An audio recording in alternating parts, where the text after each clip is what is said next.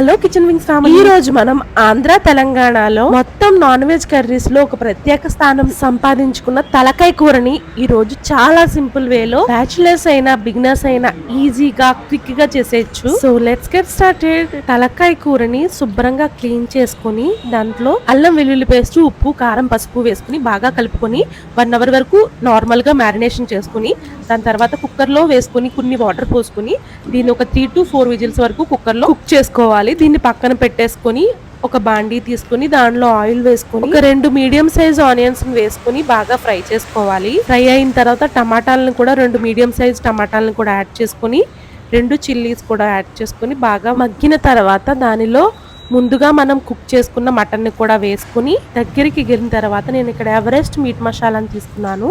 అలాగే ధనియా జీరా పౌడర్ ని కూడా వేసుకుని బాగా కలుపుకొని దగ్గరికి గిరిన తర్వాత కొద్దిగా చింతపండు, ఒక నిమ్మకాయ సైజ్ అంతా చింతపండు కూడా యాడ్ చేసి కొద్దిగా ఎగిరిన తర్వాత యాడ్ చేసుకుంటే దేశీ స్టైల్ అంటే ఆంధ్ర తెలంగాణలో పల్లెటూరులో చేసే సింపుల్ స్టైల్ అండి. చాలా చాలా బాగుంటుంది. ఈ తలకాయ కూర రైస్ లో కానీ, పులావ్ లో కానీ, రాగి సంగట్లో కానీ, టిఫిన్స్ లో కానీ అద్దిరిపోతుంది.